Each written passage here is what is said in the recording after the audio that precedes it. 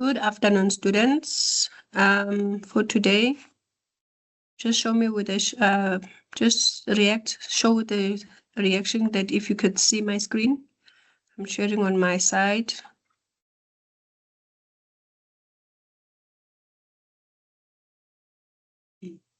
Okay.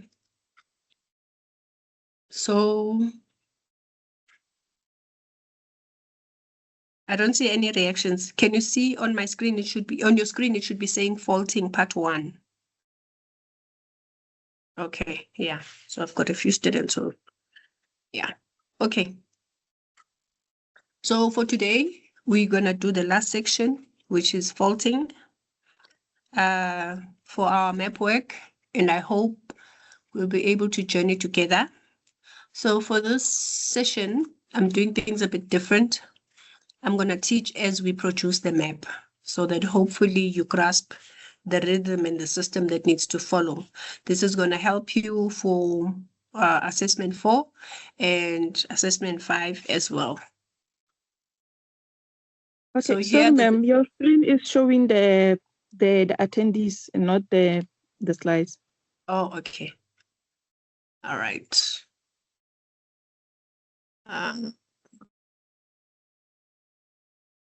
Let me stop sharing and swap around. Share. Okay. Can you now see? Yes, ma'am. All right. So there's a map that's going to show after the slide. And then you are given some geological information that we're going to be working with to guide us through. So the geological background that we have is that on this attached map, they were doing some exploration along the Pongola area where they were looking for gold. And then there was a thin gold bearing conglomerate layer that was found outcropping at the base of a thick sandstone unit at position E. That's for us to take note that they're working around the Pongola area looking for gold. Then they found gold at the base of a thick sandstone unit position at E. We will see right now on the map where's E. All we just know that below this sandstone, that's where the conglomerate was found. The map shows the surface contours in meters above sea level at 10 meters interval. The scale of this map is 1:1,000. Okay, so we just need to take note of that. So here's this map. So they told us that a very thick sandstone is found, and at the base of this sandstone, there is this conglomerate. So here is point E. So we already know that at 730 meters, at the base of it, there is that conglomerate. And it's sitting on the base of a thick sandstone. Okay, then they'd given us some more information. I'm just breaking down the background information. Then from this, we're going to build up and then produce a map, then answer questions. Then they had said there's a major fault that outcrops at A and C. We saw the map. We'll just look now again where is A and where is C. And then the top of the sandstone outcrops at B. Okay, and a short vertical borehole at this position to test the sandstone base intersected the same fault, which fault, the one that they had found at A and C, at a depth of 20 meters. So if we were to break down the statement, firstly, we know there's a fault that outcrops at A and C. So whatever elevation point A is, that would be the value, and whatever elevation point C is, that would be the value for the fault. And then at point B, there's the top of the sandstone that outcrops. So whatever elevation point B will be, that will be the elevation of the top of the sandstone. And then at point B again, whatever elevation is 20 meters below that point, they found this fault again. So you need to subtract 20 from B in order for you to get the elevation value of fault at point B. Then you can use that information to outcrop the fault across the map page. Then they also said a vertical borehole at position D intersected the top of the sandstone at a depth of 30 and the base of the sandstone with the Pongola Reef at 60 meters. The sandstone has a constant vertical thickness of 30. Pongola Reef at the base of the sandstone outcrops at E. So let's break down everything. On the eastern side of the valley, the top of the sandstone outcrops at F. It looks like a lot of information, which it is. But if you break down everything bit by bit, you are then able to unpack and produce the map at the end of the day. These statements are confusing for a purpose because it's under examination. However, as a student, break it down, and then at the end, it will be clear for you. You will find the catch, like one student said not so long ago. So for now, the first thing when you are given information that has faulting, you plot it first on the map. You don't plot the rock units like your sandstone, your conglomerates, whatever. As long as when you read your paragraph, there's something about faulting, you must go and outcrop that fault first. Because with that information, you will then be able to see the impact of the fault on your map area. Even though on a piece of paper, you are able to see it as you can see it on surface or underground, wherever you are. So in this case, the information that related to faulting, we were told that at A and C, it outcrops on surface. And then at B, they had found it 20 meters below. So what do? You go to your map and you study it. Where is A? A is sitting on the 690 contour line. Where is C? It's sitting on the 700 contour line. Where is B? B is sitting on the 720 contour line. But then to get the elevation of the fault, you had to subtract 20 because of the background information that we were given. So then when you subtract that, you end up with 700 for B. You've got C sitting at 700 and you've got A sitting at 690. Now with these 3 points, you are able to draw in strike lines. Again, we're going back to learning unit 1, which is drawing in strike lines. So fortunately enough with this, as we've broken it down, we can see that A and B, B and C have the same elevation, 700 fault, 700 fault. So you can draw your first strike line cutting through B and C. Then the second strike line will be cutting through point A, which is 690. Is it clear? Today I'm going to be very slow. You can even give me a show of reactions. I'll be good to go. Right. Firstly, I said we're working with faulting and nothing else. We are observant of the faulting information that we need to plot first. Once we finish outcropping the fault, we will then go look for the rock units. With these 2 strike lines, we know we can draw the rest of the strike lines across the map page. When we draw or outcrop, whether we are outcropping the rock units or we are outcropping the fault, they follow the same system in terms of strike lines. They still have the same properties. The 3 properties, they are straight, parallel, and equispaced. And for you to draw the strike lines, you're either going to be given a borehole problem, points on the same elevation. What is the third one? It's either a borehole or points on the same elevation, or if you had to interpolate. So either or, the system is still the same. So we can just proceed.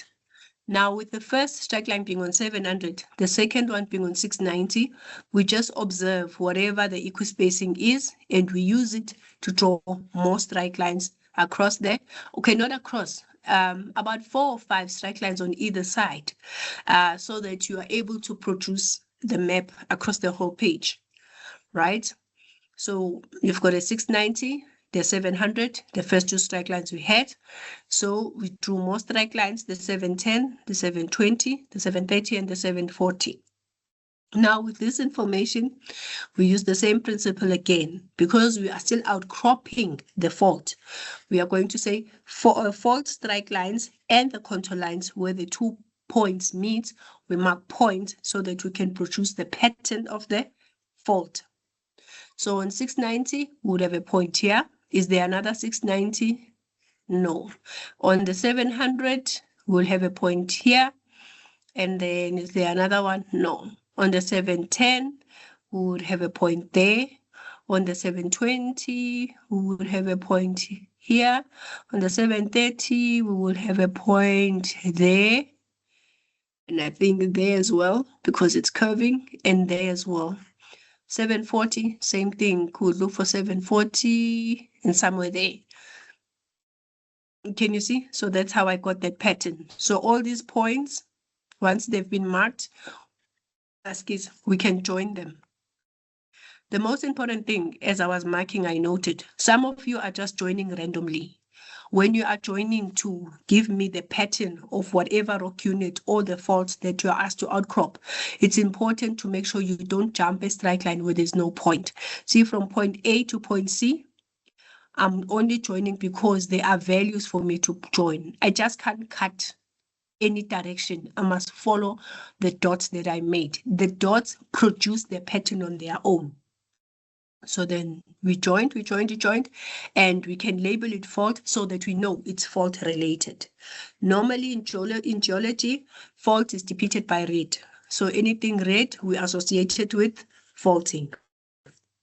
So when you're reading your map, now that you have a fault on your map, you can now do one side. Now you've got on this fault, because it's cutting along your north, you've got now an eastern side and a western side, right? You can start with any side of the fault. What would help you is where you've got more information.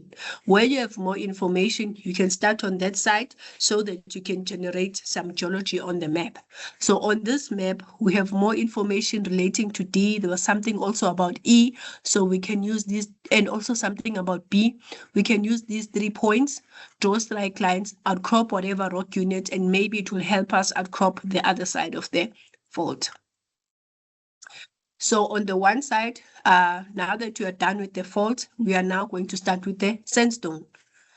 So with the sandstone from point B, we were told the top of the sandstone outcrops at B. So what elevation is B? 720. So upper sandstone is equal to 720 from point B. And then they said a vertical borehole positioned at D intersected the top of the sandstone at a depth of 30. So from point D, we note that they intercepted the top of the sandstone at 30 meters. So we had to subtract whatever elevation D is, which is 760, subtracted the 30, and we got 730. Then they said that the sandstone is a constant vertical thickness of 30. So if we wanted the lower contact, we're simply going to be subtracting 30 on any of the upper contact of sandstone. Then the Pongola Reef at the base of the sandstone outcrops at E. So E, this is the upper contact, the lower contact of because it says the base of the sandstone. So at point E, 730 is the lower contact. But because we have that constant vertical thickness of 30, we can add, because we've got a lower contact value, we will add 30 in order to get the upper contact value, which would be 760. If you were able to master this on your own, that was the trick in this particular exam, you would have passed the exam, the assessment. So for point B, you've got 720 for upper sandstone. For point D, you've got 730. For point E, you've got 760. Now with these 3, you can then come back to your map and plot them. They do not give you any strike line on the same elevation, because 720, 730, 760. Then what do? You go back to the triangulation that you do when you're doing a borehole problem, because you need to interpolate the missing values. And for that to do, which is the lowest value, it is B at 720, which is the highest value, it's E at 760. And in between, you're going to find an 830. You see? So how do you go about it? 720 at B, and then at E 760. You then says, okay, the contour value of this map is 10. Yes, Veronica, can ask. So I just wanted to make a quick note, ma'am, and to confirm. So we are not going to be using the same strike line for the rock as the fault. Thank you for that question. The strike lines have their own set of faults. The faults have their own set of strike lines. The rock units have their own set of strike lines. There are 2 different geological events that didn't happen at the same time. Okay, thanks, ma'am. Okay. So point B, we've got 720. Point E, we've got 760. So to interpolate, we first look the contour interval. In this case, it's 10. because 730, 740, difference 10, 740, 750, difference 10, 750, 760, difference 10. So it's a constant value of 10. Now, you measure the distance with your ruler, whatever you get in centimeters and millimeters, and then you start asking yourself, if I'm going to move from 720, how many points at the sequence of 10 am I going to move to get to 760? From 720, you're going to need 1 point, 730, another point, 740, another point, 750, another point, 760. You're going to move 4 spaces. So then whatever you had measured with centimeters or millimeters, if maybe you got 8, so the first point you equate it to 730, the second one to 740, the third one to 750, then the fourth one would be on 760. Then with your ruler, you already have at point D, the 730, plus the 730 that you have just drawn. It then gives you your first strike line. Can you see? Now, to draw the second strike line, you've already have from point B a point. So you can draw a line that's parallel to this one that's cutting through the 730. And then you already marked your point 40, your 740. You can also draw a line that's parallel to the D strike line. Then you do the same thing for the 750 point, and then you do the same thing for the 760 point at point E. Then you've got about 4 strike lines, which are equispaced, should give you the same equispacing, and they're all in more or less the same direction. Now that you've got these strike lines, you are going to label them. This is the 720 upper sandstone, the 730 upper sandstone, the 740 upper sandstone, the 750 upper sandstone, the 760 upper sandstone. Now we're going to go to the next step, which is outcropping. Any questions? Okay, one of the comments is that can I upload this as a PDF so that you can practice? Sure, I will do it. I will upload it, then you can use it for practice, not a problem. So anyone stuck? Anyone following? Confused? Should I proceed? Okay, silence is golden. Then with these strike lines labeled, we can now plot the upper contact. So from here, this is 720. Is there 7? You can draw more strike lines across. And with these strike lines, when we draw them, they end at the faults. That's another thing that I needed to teach. Is that they end up, they don't go on the other side, because with here we're going to draw another set of strike lines. Then we will be able to see what did the fault displace. So 720 strike line, is there 720 contour line? Yes, there. 1 point, and you can have another point here, 2. 730 contour line, yes, here it is, and the 720 strike line, 1 point. 740 contour line, you've got a 740 here, got a 1 point. Then on the 750, you've got 2 points, 1, 2. The 760, there seems to be nothing. Then you can draw more strike lines, and then you'll be able to outcrop the pattern of the upper sandstone on this western side of the fault. Then once you have completed outcropping the upper contact, you were given a vertical thickness of the sandstone, which was 30 meters. What you then do on each and every strike line that we have, you are going to subtract 30 so that you get lower contact strike line values for the sandstone. So, for example, the 720 upper sandstone strike line, if I subtract 30, I am given this 30. I'm not making it up. I was given. So 720 minus 30, I get 690. That's how I got the 690. The 730, subtracting 30, I ended up with 700. So 740 minusing 30, I got 710, and so forth and so forth. Then I take these new strike line values and I do the same process of outcropping, and I will be able to outcrop the lower contact of the sandstone. And one thing I also know is that on the lower contact of the sandstone, that is where, because they said at the base of the sandstone, that's where they found the conglomerate. That is also equal to the conglomerate reef. So you can say lower contact sandstone is equal to that thin conglomerate reef that they had found. Remember the opening statement that we were given. So that takes care one side of now we can see the sandstone, but it ends here at the fault. Now we need to outcrop this side, and from this side we will then be able to see the impact of the faulting.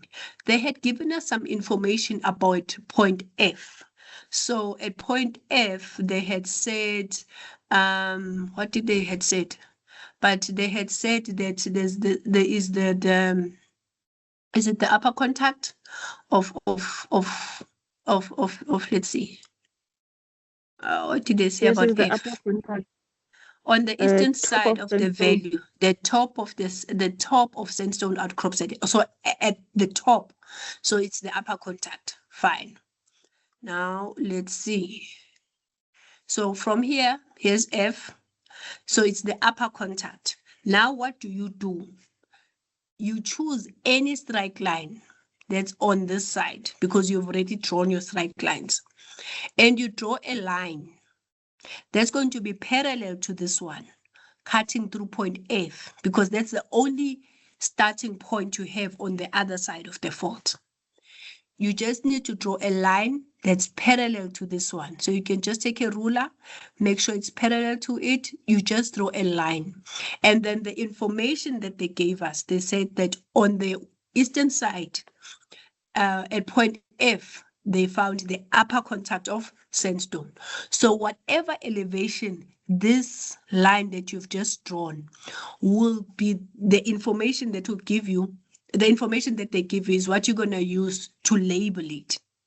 You only use the orientation on the other side, but to label it, you use the information that is provided.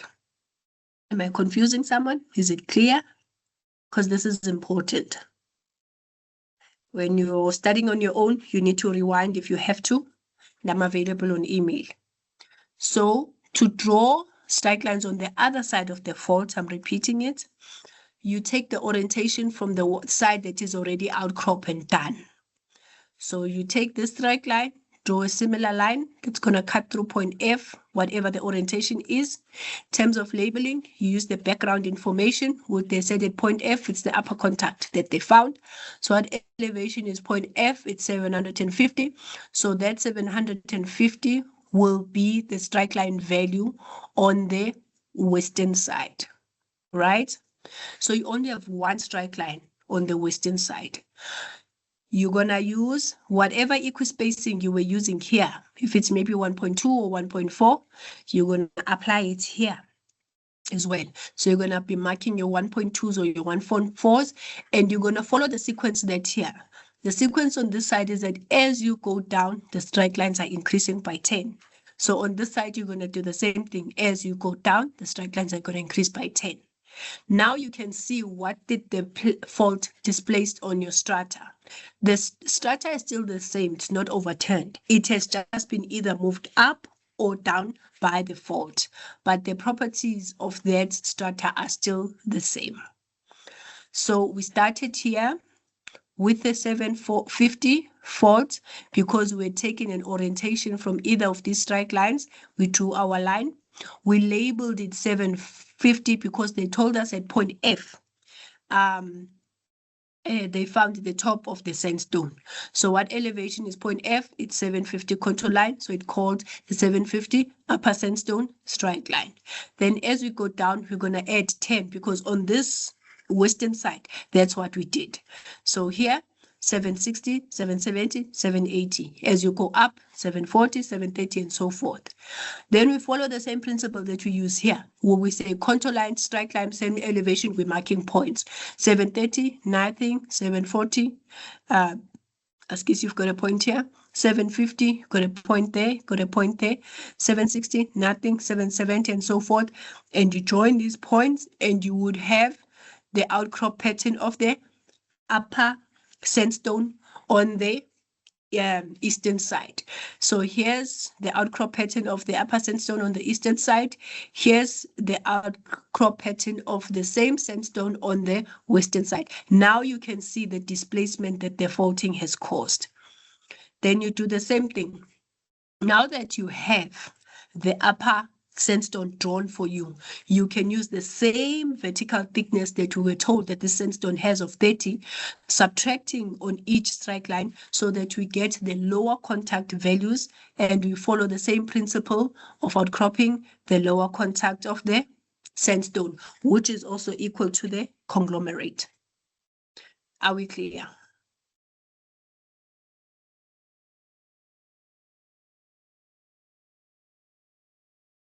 Okay, so what I'm doing here is just basics of outcropping. Firstly, when you've got a fault information, that's the first information we outcrop on the map. We complete the fault with its own set of strike lines. Then we look for a site. Once you have your fault outcrop, be it it's in this orientation or it's in that orientation, you will then see which side on the either side of the fault has more information. Maybe point D, like here, we had more information on point D, we had information on point E, we had information on point B. So we could start outcropping on this side because we had more information to work with rather than point the eastern side, which only had point F. Then once you finish one side, you want the strike orientation, you use the same strike orientation on the other side of the fault. Whatever equispacing you had on one side, you're also going to apply it here. They might not be straight lines. Sometimes you will really see the gap difference, which is good. Then you would see that, okay, at least I'm on the right track. I can see the displacement that the fault has done. Now, to actually calculate the displacement that the fault has done, there is a system to follow. Firstly, you will have to calculate your what do you call the dip of your fault, and then you calculate the dip of your rock units, right? Calculating dip is straightforward. We use strike lines. So you just need 2 strike lines. So you can use either this 710 upper sandstone, 720 upper sandstone, or you can use the 710 lower sandstone, 720 lower, 710 lower sandstone, 720 lower sandstone, or you can use 750 upper sandstone, 760 upper sandstone, or any, as long as it's just 2 strike lines. Because now what you want to calculate the dip of the rock units. So you just take any of those 2 strike lines. You know what VT is. Your VT, it is not the VT of this that 30 that we had used. That's another mistake you guys are making when you're calculating the dip of the bed. When you calculate the dip of the bed, you use the information that helped you draw strike lines in the first place. So what information helped us draw strike lines in the first place? It was contour lines. So what is the constant difference amongst our contour lines? 10.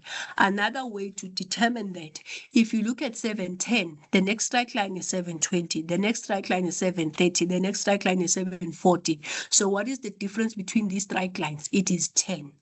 Not the true thickness of the rock unit itself, but the vertical difference is the one that you had used to draw strike lines. Don't make the same mistake again. So what do? We say VT is equal to 10, not 30. HT, we will use the equispacing. If maybe you had 1.2 or 1.4 centimeters, convert it with the scale of the map, which we have here, get your answer into meters, and then plug in I ended up with 32 degrees, right? Okay, there was one part. I think I've also got part 2. So far, how are you finding it?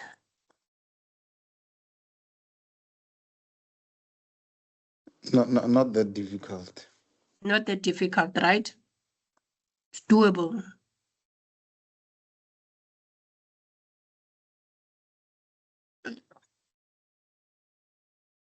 Right. Can you see my screen?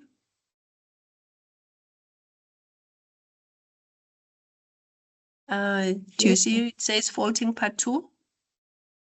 Yes. Okay, good. Okay, now there's a lot done here. Okay, I'm gonna have to teach you from here, okay, it's fine, I can teach you from here. So now to calculate the displacement, like what did the faulting actually do on the map? What impact did it have? You then say, okay, let me go back to the other map because this one is too busy.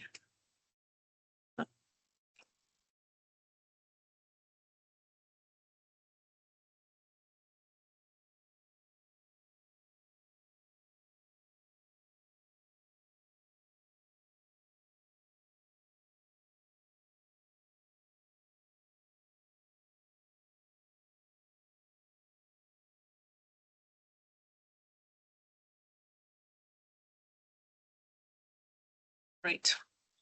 So if you were asked to calculate the vertical, the displacement or the stratigraphic throw or a vertical throw that this fault has caused on your map.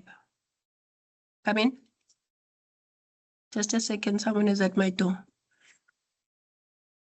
Okay, let's proceed. Okay, can we look at another map? I think this one is going to be much easier if I get a second map. So as to give you more experience, what do you think?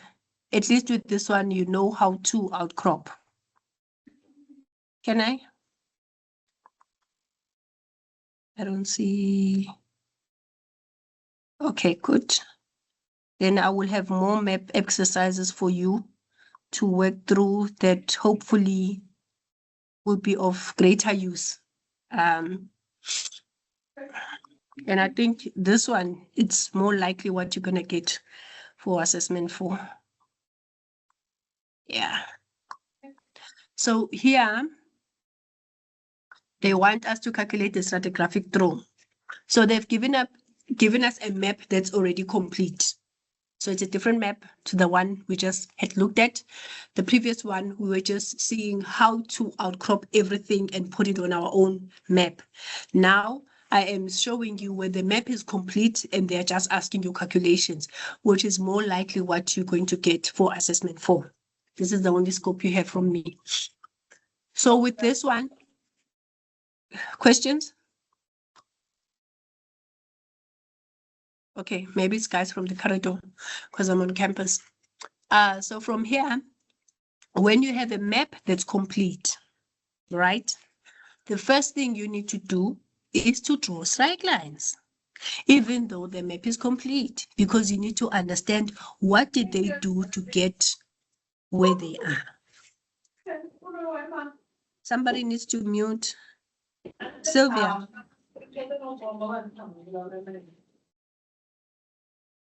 Okay, I've muted. So we can see there's a fault here. We can see there's a rock unit, there's conglomerate, there's sandstone, there's shale, there's limestone. If you look on this side, there's conglomerate, there's sandstone, there's shale, there's limestone. So basically it's the same thing, and this is what the faulting has done. It had shifted things around. Okay. Now let's draw strike lines. And I said once we've got faulting information, we start with the fault strike lines.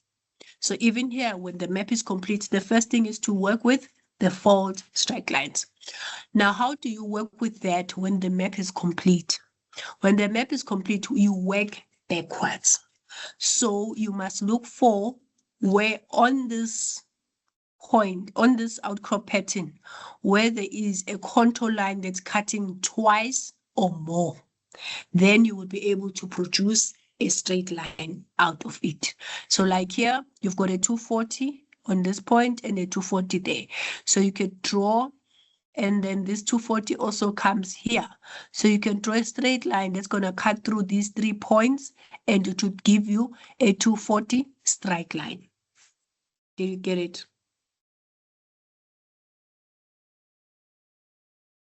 I'm going to repeat.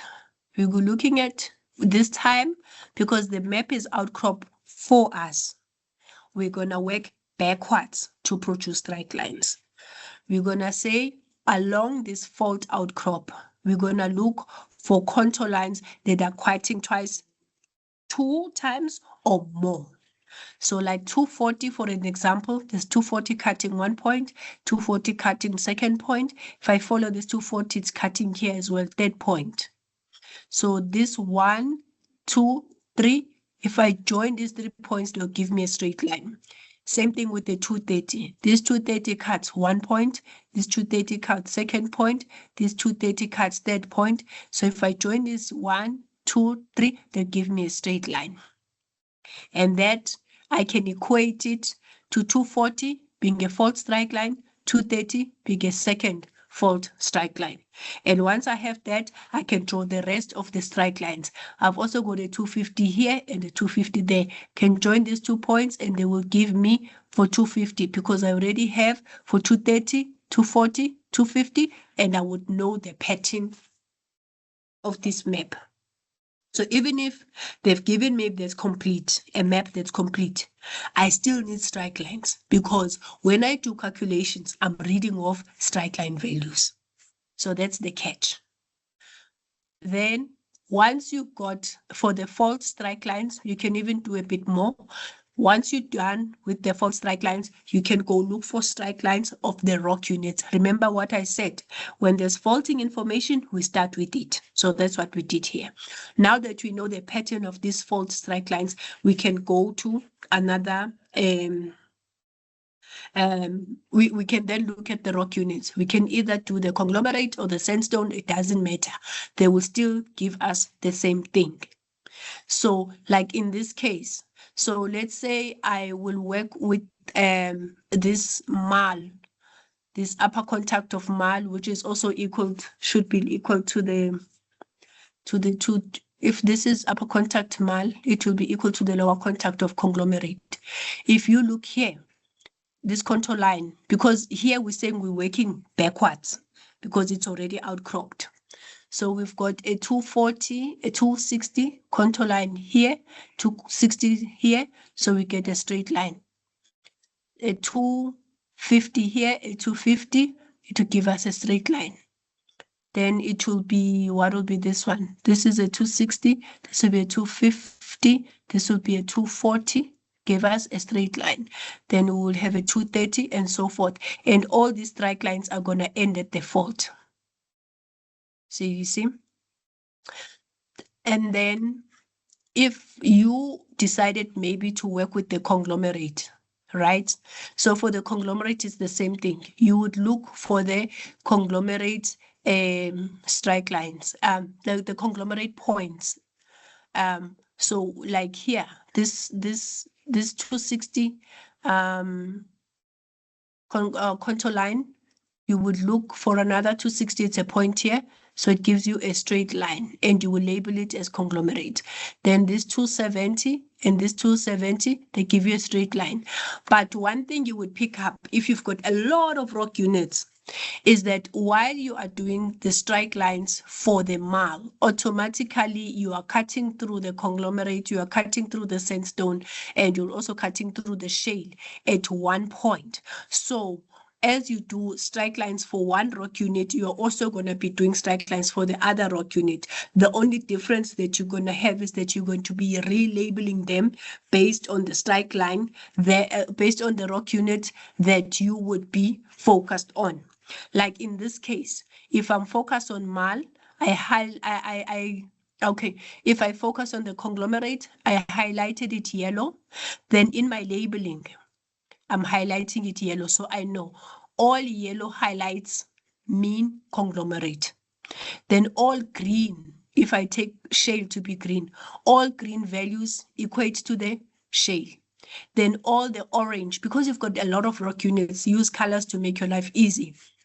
Then all the orange would be for the sandstone, but they are using the same strike lines. This is then you can learn your overlaying and underlaying, because you have a lot of rock units stacked on top of the other using one strike line.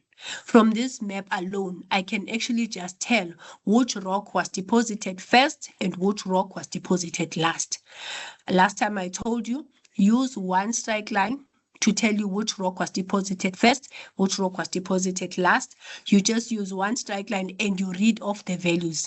The smallest value was deposited first, then the highest value, it was deposited last. So if you've got 260 shale, 270 sandstone, and 290 conglomerate, so it is shale overlain by sandstone, sandstone overlain by limestone. Simple as that. And we know that on top of shale, there's that limestone, there's that lime. So it's actually first lime overlain by shale, overlain by sandstone, overlain by conglomerate. That was just in passing. But what we want to calculate, it is the stratigraphic throw. So what we needed to go backwards to draw strike lines, even though the map is complete. Once we have the strike lines, we can calculate the dip of the bed. Now the dip of the bed, I said to you, the VT, it is not the VT of the rock units. It is the VT that we had used to draw in strike lines. So in this case, 260 shale, 250 shale, 240 shale, 230 shale. So as I go down, I'm decreasing by 10. So my VT is 10. I am not going to be looking at the difference between shale and sandstone. What values are they giving me? I look at that constant value that each, as I move between the strike lines, what is that constant value that I am getting? So in this case, VT will be 10. And in terms of HT, you will measure the equispacing, convert it with your scale, get it into meters, and you will get the dip of the bed. Ne? That's just one part. That's how they got the dip of the bed, which ended up being 13 degrees. So I noted you guys with the VT, you are using the VT of the rock units. So it is important to remember when you're calculating the dip of your bed, please look at your contour interval. That's your easiest way. Whatever contour interval is on your map, equate that to your VT. And then your HT, it is your equispacing. Plug in your values and you will get a straightforward answer. This is easy 5 marks for you to get. Then when you're calculating the stratigraphic thickness, the things that you will need the dip of the bed, which is what we've been calculating, and at this point you know. Then there is that horizontal distance that they calculate, which for you to calculate, you will need to look for a strike line on either side of the fault. On the previous fault we had, the fault was going on your north-south direction, so the western side and then the eastern side. On this one, it's through halfway, so you've got the northern side and the southern side. So choose a strike line that you find on either side. So what I'm saying, you see this strike line, this is a 250 shale, 260 sandstone, 280 conglomerate. On this other side of the fault, look for the same strike line with the same values. So on this side, it was this strike line. So these share, that is the one strike line that the fault has displaced. You measure this distance, be it centimeters or millimeters. Or if you're working like this, they will give it to you. Maybe they will say 11.2 centimeters. You then use the scale of this map. 11.2 multiplied by this scale, because I want to get into meters, it becomes 305. That's how this 305 comes about. This value you are given H in centimeters or millimeters multiplied by the scale, and you get it into meters. Then to calculate the vertical throw, which is now the equation is h times tan theta. This theta is this 13 that you'd calculated. This h is what you had done here. So you just plug in your values and you get about 70.4 meters. Veronica, yes, you can go. Yeah, I just a quick question so that I can be able to confirm, ma'am. So for the height, we look for the strike line of, if we are using the conglomerate, we look for the strike line of conglomerate that is the same on both sides. Yes. Okay, so we measure the distance between the strike line that is the same for the same Yes. rock. From the same rock. Okay, thank you. Yes. You see, even here, because here you could have chosen not to use this 750 shale. You could have used the 230 shale. The 230 shale on this side, go look for a 230 shale on the other side of the fault. You measure the distance, it's still the same, 12.2 centimeters. You multiply it with your scale, you get your answers in meters, you're still getting 305. The most important thing is that when they're asking you to calculate the stratigraphic throw, you need the dip of the beds, you are able to calculate. You need to calculate H, which is the displacement that the fault has done. How do you get the displacement? You measure the strike line on either side of the fault. It's the same strike line. This is what the fault moved around. You measure it, it's in centimeters or millimeters, or if it's an exam, they will give it to you. They will tell you that H is equal to, take note, that H is always going to be given in centimeters. It is your responsibility to convert it with scale, to make sure that the answer is in meters. That's another catch that they throw in for you in the exam. Once you have the dip, once you have the H, you plug in equations that you are given from the study guide. As case where the stratigraphic throw, the vertical throw, it's H times tan theta. You already having values. Then the stratigraphic throw, it's the same formula as the stratigraphic thickness. They look the same because they're both VT times cos theta. But the value of VT on the stratigraphic thickness and the stratigraphic throw are not the same. So on the stratigraphic throw, it is this HT times tan theta. Then you already know what your dip was. It's supposed to be here 13 degrees.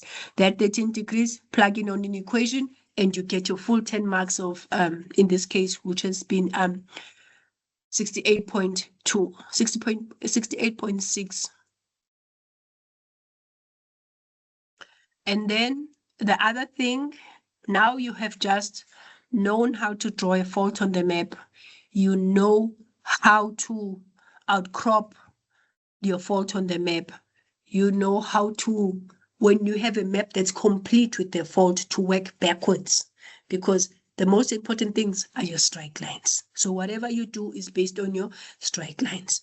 Now you want to know, there's something called the line of intersection, which if you go through your notes, it will tell you that this is the cutoff line, that after this point, you will not get this particular rock unit because of the faulting that has taken place.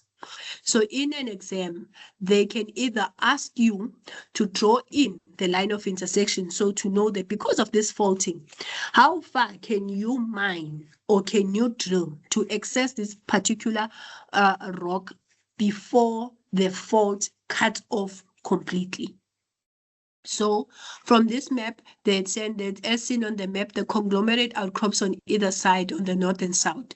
You are required to draw in the line of intersection between the fault and the lower contact of the conglomerate as it exists on the north. Right? So now they want you to draw in the line of intersection. It is a line that you, okay, based on the points that you will get, it produces a line at the end. This line, what does it say? Is that after this point, because you are drawing on a piece of paper, on reality on this ground, after this point, you will not find this particular commodity or this particular rock, because this is what the fault has displaced, or this is what the fault has moved around. So, Better say we will die. No, you won't. You have me. You won't die. I'm here. So how do you then produce this line from the map? For you to produce this line on the map, you need the fault strike lines and you need the rock strike lines. These are the only 2 points that you need. And they will specify you are producing a line of intersection for which rock unit. In this case, they're saying for the conglomerate, right? So for the conglomerate, we're looking at the yellow. It's because we've labeled and done the work in the beginning. Now we're just working with colors and calculating, reading strike lines, and we're good to go. So with the yellow strike lines, with yellow labeling, we will then say 240 strike line. I'm looking for a 240 strike line of the fault where the two meet, and then you mark your points. But we must be careful because they had said here that, like in this case, this is 240 conglomerate and 240 fault. They are not meeting here. They're supposed to meet here. So where did we go wrong? Where did we go wrong is that on our map, this yellow is for the conglomerate of the upper contact. They had said they wanted a cutoff line for the lower contact. So lower contact, if this is upper contact, the yellow part, then the sandstone, which is orange, is the lower contact. So as much as yellow equates to upper contact, orange, which represents the sandstone, is equal to the lower contact. So if we look at the lower contact, this is 220 sandstone, 220 fault line, where the two may meet, you would have made your point. Then the 230 and the 230 fault and 230 strike line for the rock units. Then again, you would have done for the 240 sandstone strike line and the 240 fault strike line should be somebody there up there. Then they would have marked, they would have met here. Then you've got these 3 points, 1, 2, and 3. They formulate a straight line. So anything before this line on this map, you are likely to intersect the conglomerate. But anything after this line, you will not get the conglomerate. So the line of intersection, for you to draw it, that's what you need to note. If it's too much information, I can stop here for today. Then we can resume it in the next class.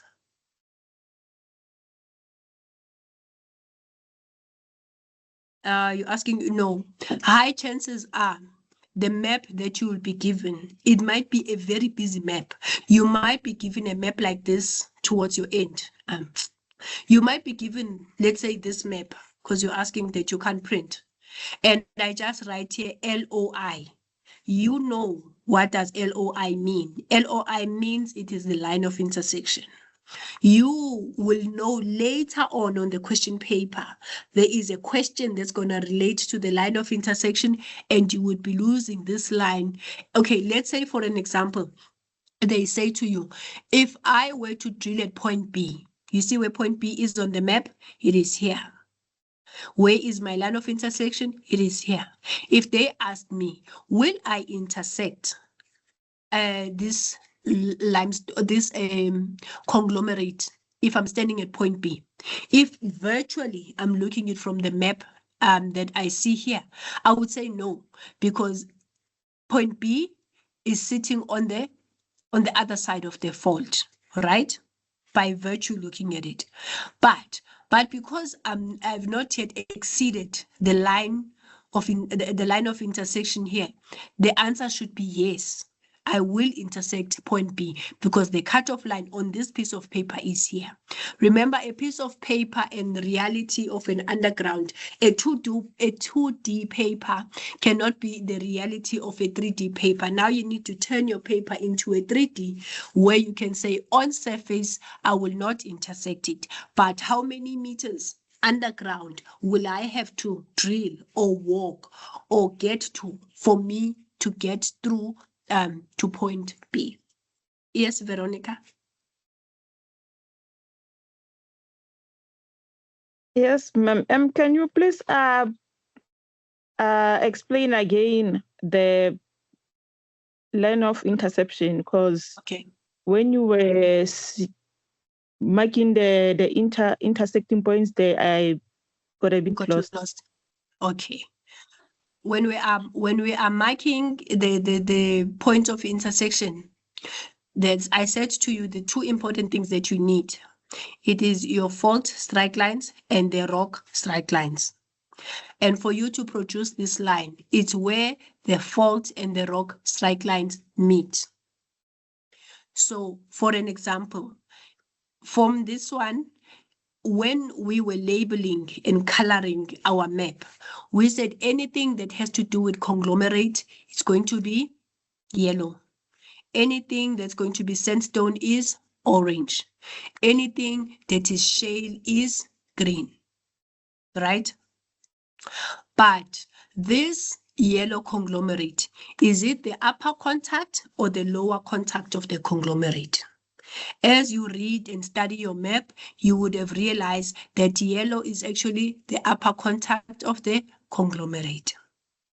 So if yellow is the upper contact of the conglomerate, it means the orange, which is the sandstone, as much as it is the upper contact of the sandstone, it is also equal to the lower contact of the conglomerate, because this boundary, it is shared by both the conglomerate and the shale. On the conglomerate side, it is the lower contact. It's also shared with sandstone. On the conglomerate side, it is the lower contact. On the sandstone side, it is the upper contact.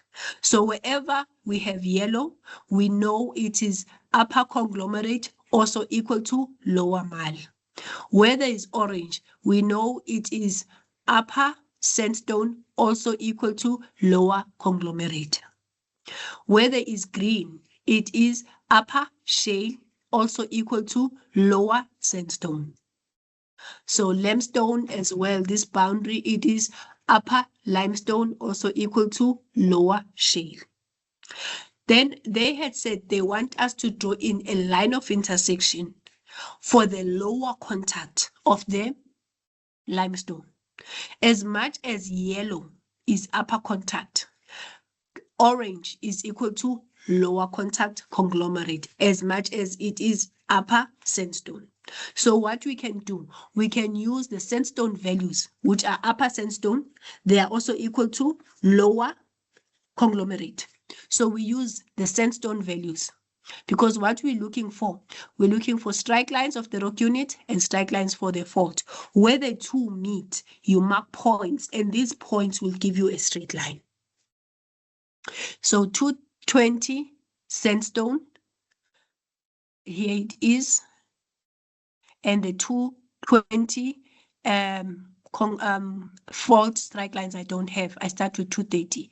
So here is my 230 sandstone strike line. Here is my 230 fault strike line. So where they two meet, they must meet here at this point. It is this line, 230 sandstone and 230 fault. So they met here. I had the first point here. Then 240 sandstone and then 240 sandstone for the fault. 240 sandstone and 240 fault. Where these two meet, where these two strike lines meet. 240 sandstone, 240 fault. These two meet here. So I've got a point here and I've got a point there.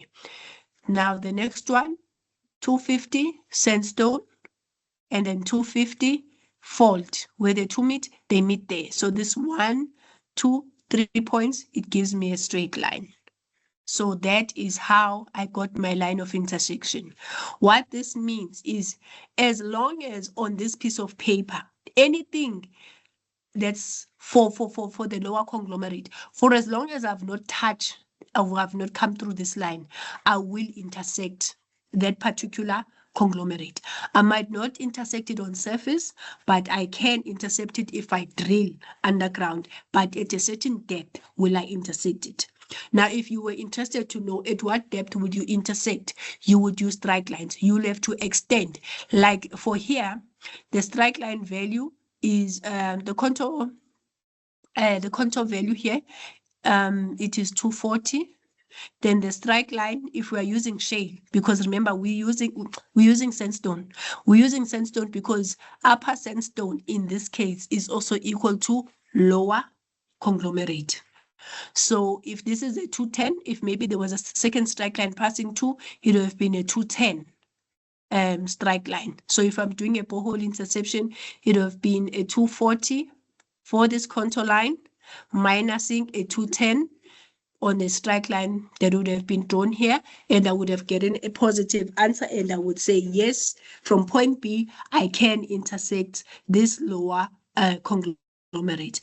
The reason why I'm able to calculate is because my B is before this line of intersection.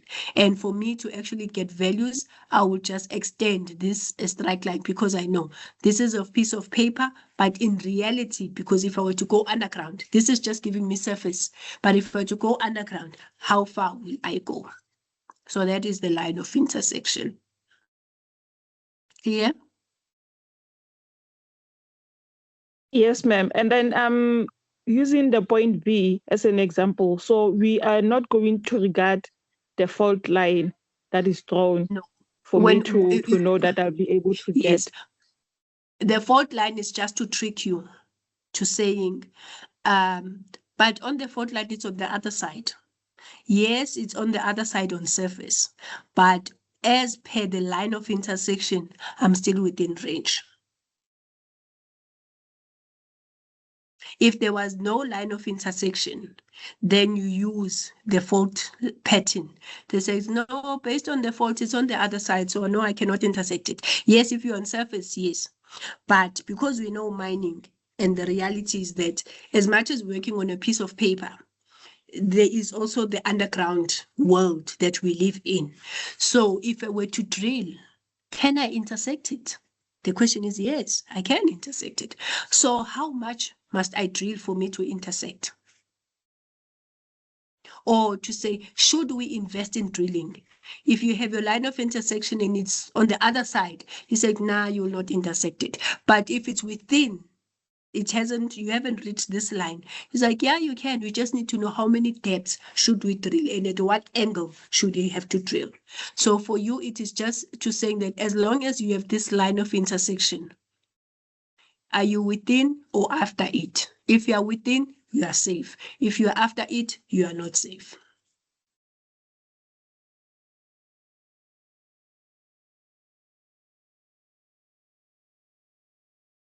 And then Rosalina is asking in terms of drawing, no, you are likely going to get a map, maybe a map that is already complete like this with strike lines. You are going to do the reading because you're not going to draw strike lines. You must read the map. And there will be a line of intersection if they require a question that will have it.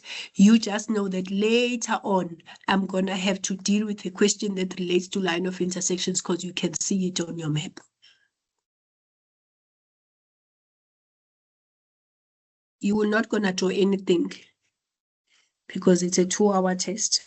So whatever you will be doing will be based on what is available to you.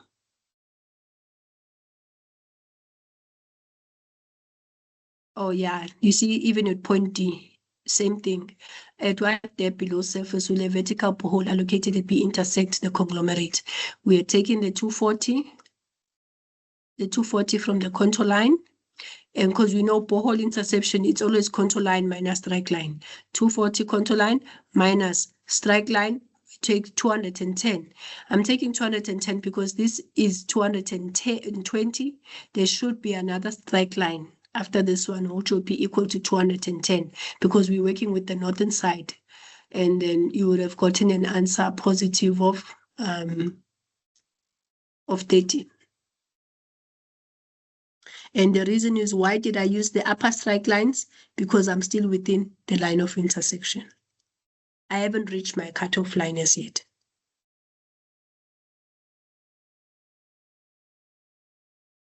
So anyone's head is spinning, or should I stop here for today? Maybe the results being released will Yeah, That's the give us last the. nail on the coffin. Let me stop Yeah, recording. it's gonna be motivation, and the recording as well, and the slides.